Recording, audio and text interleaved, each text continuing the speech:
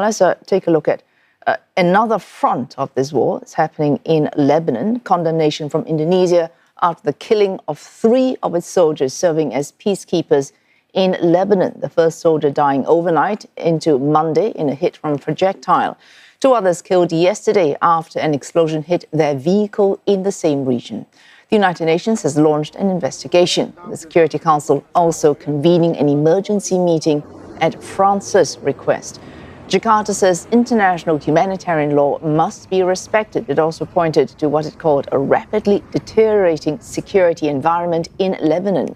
More than 1,200 people have been killed in Lebanon this month since Iran proxy Hezbollah began launching missiles and drones in response to US-Israeli strikes on Iran. But this is the first killing of UN peacekeepers. The UN chief warning that attacks on its peacekeepers could amount to violations of international humanitarian law and could be considered war crimes.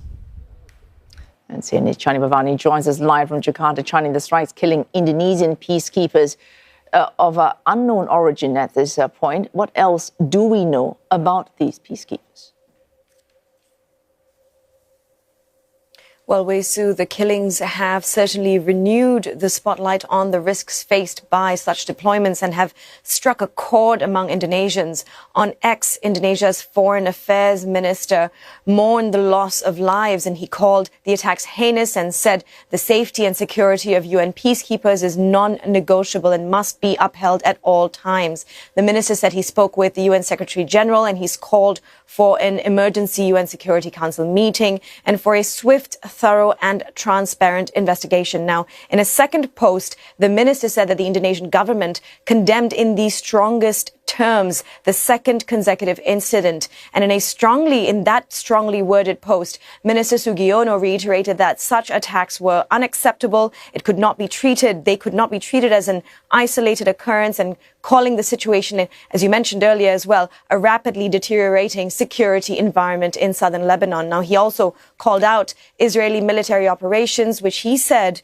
have placed UN peacekeepers at grave risk, and he called for full accountability. Now, it's worth noting that Indonesia is among the biggest contributors to the UN interim force in Lebanon. Data has shown Indonesia to have over 700 peacekeepers.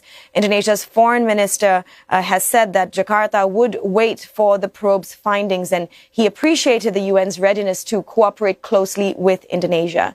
Now, we also know that the Indonesian embassy in Beirut has been instructed to prepare the handling of the remains and to monitor the other Indonesian personnel.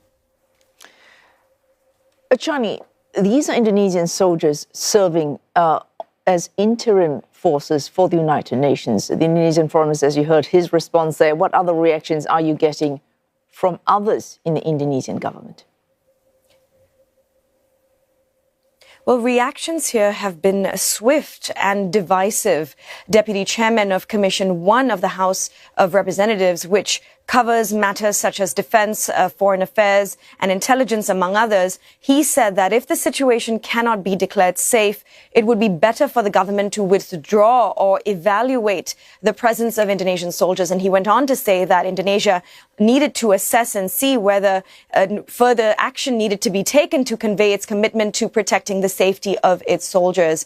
Now, the Ministry of Defense, meanwhile, has said that the government has no plans to withdraw troops. They've emphasized Indonesia's commitment to the global mission. Separately, President Prabowo Subianto has expressed his deepest condolences for the fallen soldiers, and the State Secretary has also coordinated with the Minister of Defense, the Ministry of Foreign Affairs, and the Indonesian military for repatriation of the bodies.